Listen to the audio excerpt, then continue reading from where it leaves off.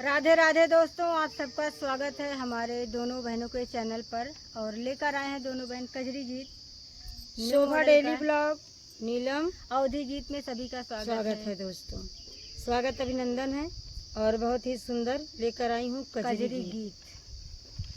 कैसे कटाए बलम बिन रतिया, सखी नई हर में बाटे ना।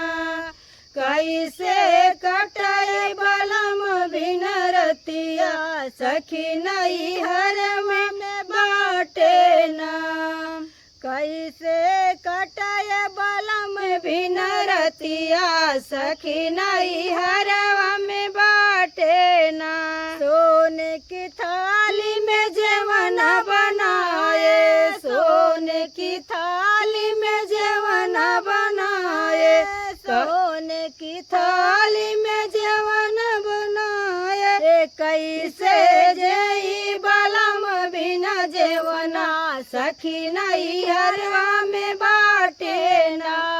कैसे जई बलम बिना जेवना, सखी नई हरवा में बाटे ना।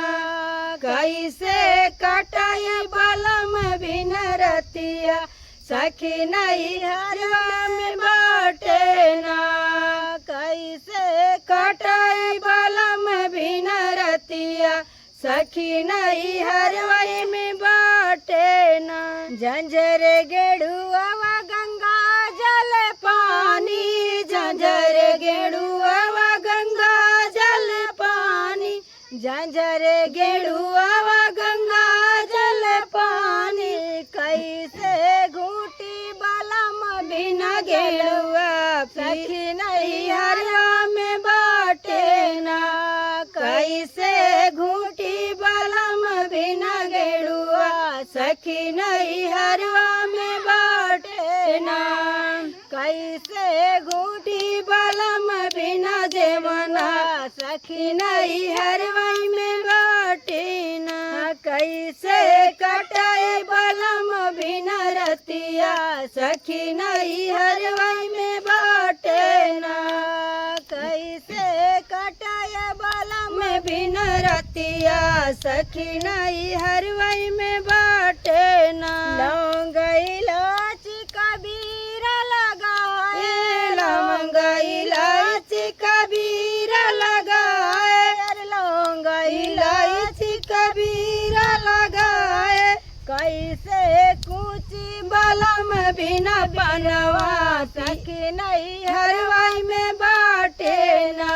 अरे कैसे कूची बलम बिना पनवा, सखी नई हरवा में बाटे ना। कैसे कटाई बलम बिना पनवा, सखी नई हरवा में बाटे ना। कैसे कटाए बलम बिना रतिया, सखी नई हरवा में बाटे ना। कैसे कटाए बलम बिना रतिया, सखी नई हरवा में बाटे ना।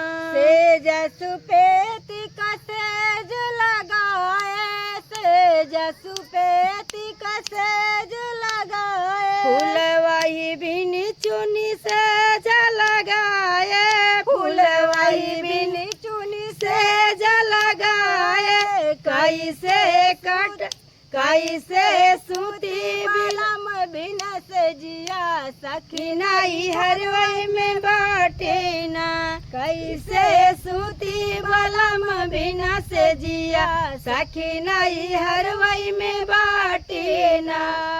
कैसे कटाए बलम बिना रतिया, सखी नई हरवा में बाटे ना। कैसे कटाए बलम बिना रतिया, सखी नई हरवा में बाटे ना। बेचारी नहीं है।